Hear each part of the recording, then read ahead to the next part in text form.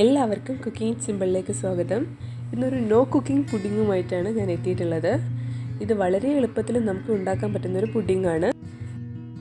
ഇതിനായി ഒരു 250 gram digestive biscuit നമുക്കൊന്ന് പൊടിച്ചെടുക്കാം. ഇങ്ങനെ പൊടിച്ചെടുത്ത ബിസ്ക്കറ്റിലേക്ക് കുറച്ച് പഞ്ചസാരയും ബട്ടറും ചേർത്ത് കൊടുത്ത് നമുക്ക് ഒന്നും കൂടെ കറക്കിയെടുക്കാം. ഉപ്പില്ലാത്ത ബട്ടറാണ് ഞാനിവിടെ ഉപയോഗിച്ചിട്ടുള്ളത്.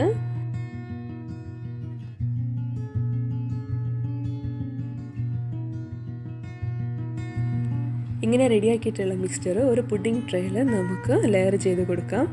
ഒന്ന് കൈകൊണ്ട് നന്നായിട്ട് പ്രസ് ചെയ്തതിന് ശേഷം ഇത് നമുക്ക് ഫ്രിഡ്ജിൽ വെച്ച് തണുപ്പിക്കാം. ഈ സമയം കൊണ്ട് നമുക്ക് ഇതിൻ്റെ സെക്കൻഡ് ലെയർ പ്രിപ്പയർ ചെയ്യാം.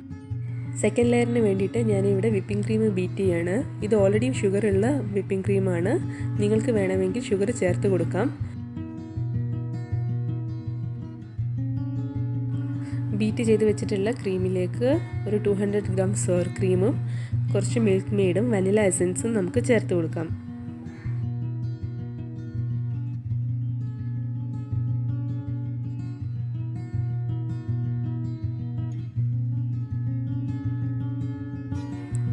ഇനി ഇതിനെ ഒന്ന് നന്നായിട്ട് മിക്സ് ചെയ്തിട്ട് എടുക്കണം. ഏകദേശം ഈ ഒരു കൺസിസ്റ്റൻസിയിലാണ് മിക്സ് ചെയ്തിട്ട് എടുക്കേണ്ടത്. എന്നിട്ട് അതിനെ നമ്മൾ ആദ്യം സെറ്റ് ചെയ്ത് വെച്ച് ബിസ്ക്കറ്റ് ലെയറിൻ്റെ മുകളിലായിട്ട് നമുക്ക് സ്പ്രെഡ് ചെയ്ത് കൊടുക്കാം.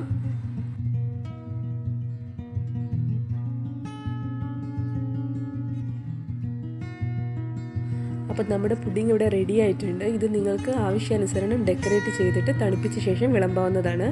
ഞാനിവിടെ കാരമലും ചോക്ലേറ്റ് സിറപ്പുമാണ് ഡെക്കറേഷന് വേണ്ടിയിട്ട് ഉപയോഗിച്ചിട്ടുള്ളത്. ഈ പുഡിങ്ങിന് ടോപ്പിംഗ് ആയിട്ട് നിങ്ങൾക്ക് പ്ലെയിൻ ആയിട്ട് കോഫി പൗഡറോ കൊക്കോ പൗഡറോ യൂസ് ചെയ്യാം, അല്ലെങ്കിൽ ഫ്രൂട്ട് പ്യൂരീസ് യൂസ് ചെയ്യാം, ജെല്ലീസ്, ജാം, അല്ലെങ്കിൽ വേറെ ഏതെങ്കിലും ഫ്ലേവറുള്ള സിറപ്പ്, ഇതെല്ലാം യൂസ് ചെയ്യാവുന്നതാണ്.